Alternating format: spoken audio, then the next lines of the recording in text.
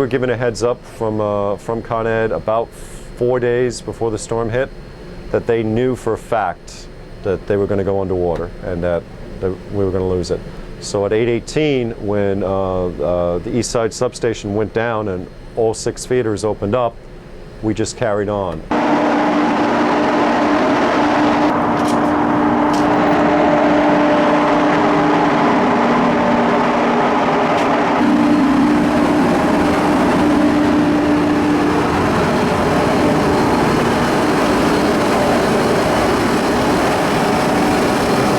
So we produce 3 primary utilities. We produce power at the 4,160 volt level.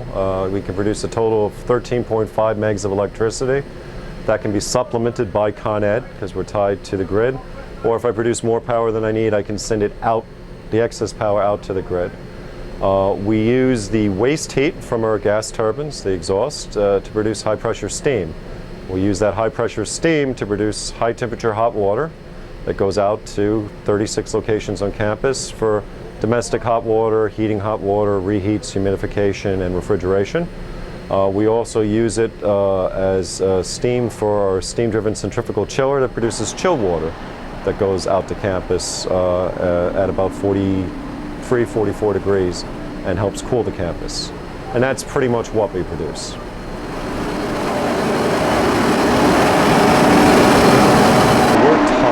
To Con Edison at the 13,200 volt level. When we produce more power than we need, we step it up from 4,160 volts and send it out to the grid. If we need power from Con Ed, we take it from them.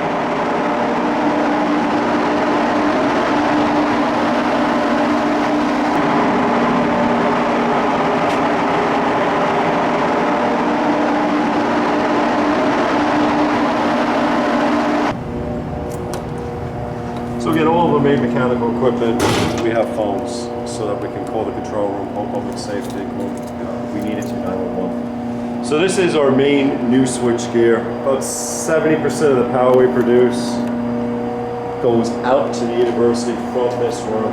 In the event of an emergency, let's say it was in the gas compressor room and you're running out this way, you would open this and turn the pistol grip 90 degrees, it would shut the whole plant down.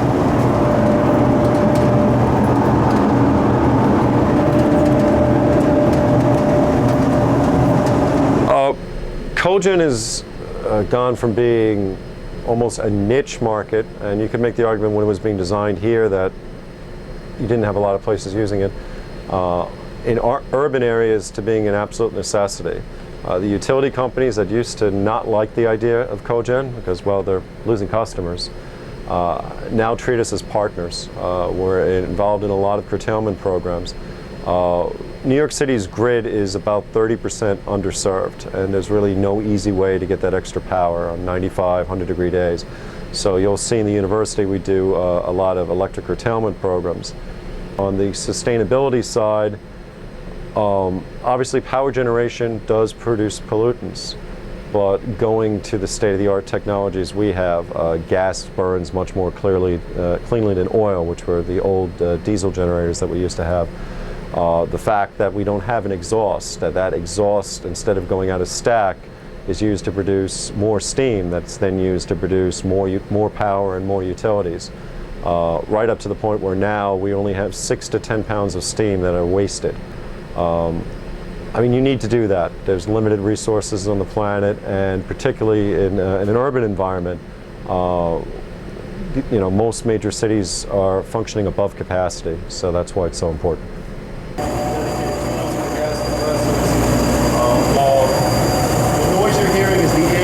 So since this controller goes into the gas compressor itself is kept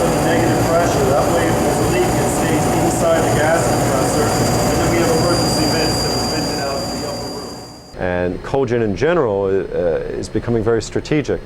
When they're looking at targeting areas, preventing brownouts and blackouts, Co-Gen is very important for that.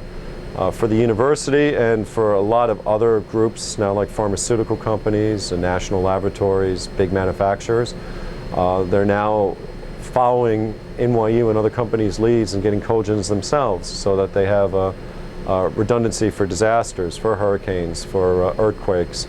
You know, redundancy and resiliency is very, very important, particularly in the world we live in now, and Co-Gen plays a big role in that.